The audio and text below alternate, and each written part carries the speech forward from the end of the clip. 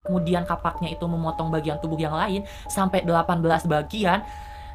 Oh my god, what the Akhirnya polisi pun mengunjungi kembali kediaman Emak Mona dan Bapak Afandi ini dan menggeledah rumah tersebut. Akhirnya di situ menemukan titik terang. Sawadee-khap, Pomce Insut Kap.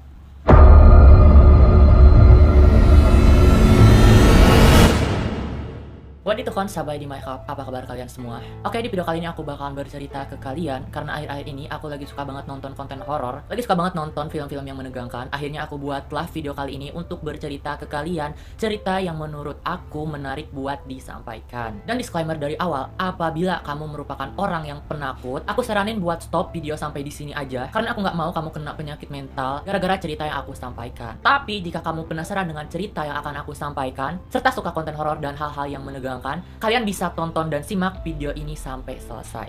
So, kalau begitu nggak usah tunggu lama-lama, tutup pintu kamar, cek kanan kiri atas bawah depan belakang kalian, and let's talk about Mona Fandi.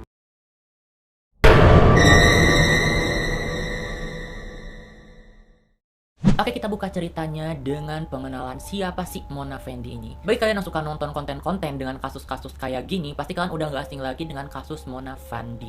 Yap, Mona Fandi alias Majnah binti Ismail merupakan penyanyi pop asal Malaysia yang beralih profesi menjadi ahli spiritual. Atau secara simpelnya, ia merupakan mantan penyanyi asal Malaysia yang banting setir menjadi dukun. Ia lahir pada tanggal 1 Januari 1956 di Kangar, Malaysia. Mungkin kalian ada yang bertanya-tanya, kenapa Emak Majnah ini, Ibu Majnah binti Ismail ini terkenal dengan nama Mona Fandi. Ini nih, kan aku udah kasih tahu bahwa Mona Fandi itu merupakan seorang penyanyi yang mantan selebriti lah. Dan kita tahu bahwa as a celebrity pasti kebanyakan menggunakan nama panggung gitu sebagai nama popularitasnya. Dan Mona Fandi ini merupakan nama panggungnya. Menurut informasi yang aku dapat, katanya Mona itu merupakan nama panggilan kesayangan dari sang suaminya. Dan nama Fandi ini merupakan kependekan dari nama suaminya, yaitu Muhammad Afandi Abdul Rahman. Dan digabunglah kedua nama itu menjadi Mona Fandi. Ya, akhirnya tercetuslah nama Mona Fandi sebagai nama popularitasnya. Dia sempat merilis album perdananya, yaitu Diana 1 pada tahun 1987. Dan ini aku kasih cuplikan salah satu nyanyiannya yang berjudul Ratapan Anak.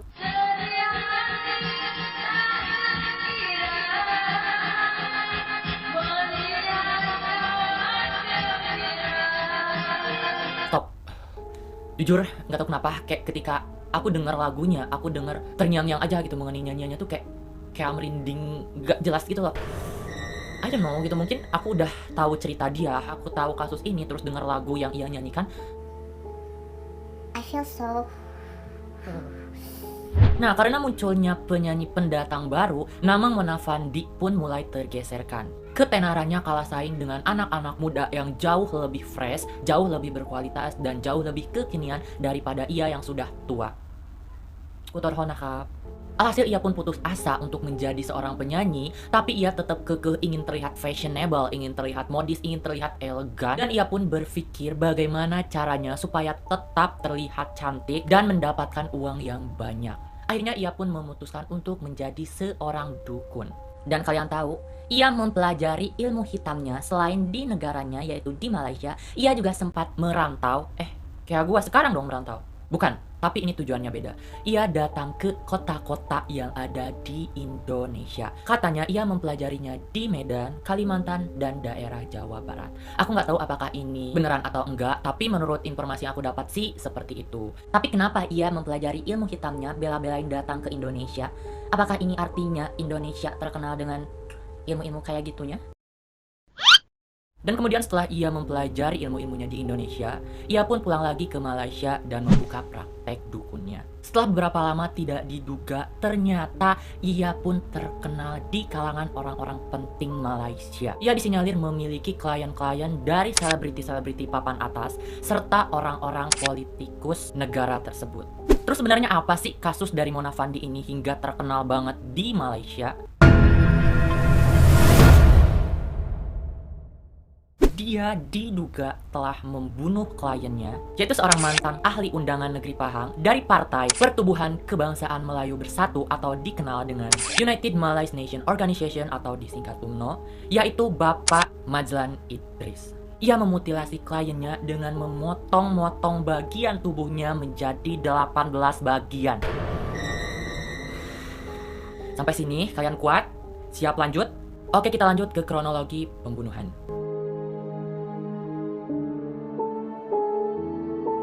Jadi Bapak Majlan Idris ini datang ke Ibu Mona Fandi untuk menggandakan uang. Karena katanya pada saat itu Bapak Majlan sedang bersaing untuk memperebutkan jabatan sebagai ketua dari Partai UMNO. And I know, and I think you know too, apa sih tujuan untuk banyak uang pada saat pemilihan? Kalian tahu kan bahwa di dunia partai itu harus banyak uang supaya bisa Nah, karena alasan itulah Bapak Majlan Idris ini mendatangi Ibu Mona Fandi. Pada pukul 10 malam, Bapak Majlan ini datang ke tempat prakteknya Emak Mona.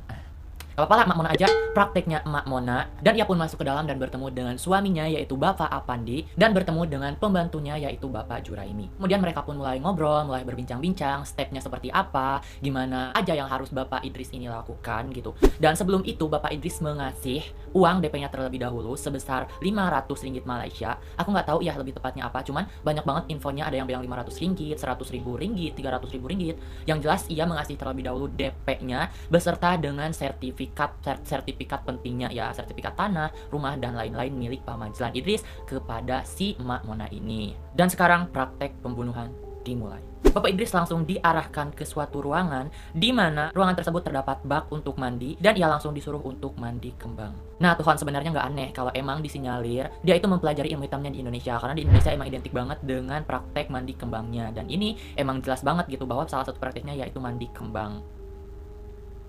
Kemudian setelah selesai mandi kembang, Bapak Majlan Idris pun disuruh tidur terlentang di atas selimut tebal yang sudah disiapkan Bapak Juraimi, asistennya tuh, pembantunya. Akhirnya ia pun nurut tuh tidur telentang, serta matanya ditutup menggunakan kembang. Terus ia disuruh membayangkan seakan-akan bakalan ada uang yang jatuh dari langit dan menimpa badannya. Ketika si Emak Mona ini membacakan mantra, dan Bapak Majlan Idris ini yang sedang berhayal bakalan ada uang yang jatuh dari langit, seketika bukannya uang yang menimpa dirinya, tapi kapak yang memotong lehernya.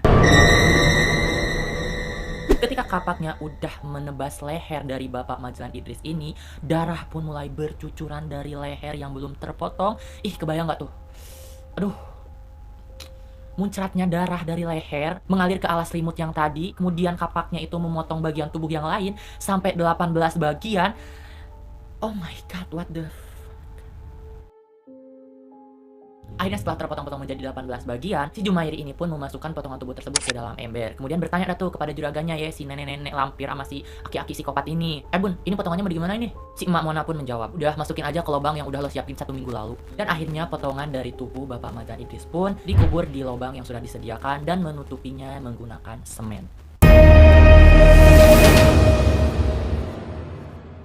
Sejak bulan Juli 1993, orang-orang terdekat dari Bapak Majlan Idris pun mulai curiga dan bertanya-tanya sebenarnya kemana Bapak Majlan ini, karena udah lama banget ia nggak masuk kerja, ia nggak terlihat batang hidungnya. Alhasil, keluarga pun melaporkannya ke pihak kepolisian. Kemudian polisi pun langsung menyelidiki laporan tersebut dan mulai mencari informasi siapa aja orang yang terakhir kali terlihat dengan Bapak Majlan dan orang-orang terdekat dari Bapak Majlan. Dan setelah itu ada laporan bahwa Bapak Majlan ini sering mengunjungi Emak Mona Fandi. Langsung tuh polisi menemui rumahnya, tapi nih rumah dari Emak Mona Fadlan ini, Mona Fadlan mulu, emak dari Mona anjing. Rumah dari Emak Mona Fandi ini tidak ada penghuni seorang pun. Namun polisi nggak putus asa, mereka bertanya-tanya terhadap orang-orang yang tinggal di sekitar rumah Mona untuk menanyakan sebenarnya pergi kemana si Mona dan suaminya. Kemudian dari seorang saksi menjawab bahwa sebenarnya yang tinggal di rumah tersebut bukan hanya pasangan itu, tapi juga ada seorang pembantunya yang bernama Juraimi. Alhasil polisi pun merujuk terhadap pembantu itu dan ingin mencari tahu sebenarnya kemana perginya si juraganya itu. Dan ternyata nggak butuh waktu lama bagi polisi untuk menemukan si pembantu itu alias si Juraimi, karena pada tanggal 13 Juli 1993 si Juraimi ini ditangkap karena kasus narkoba. Mampus.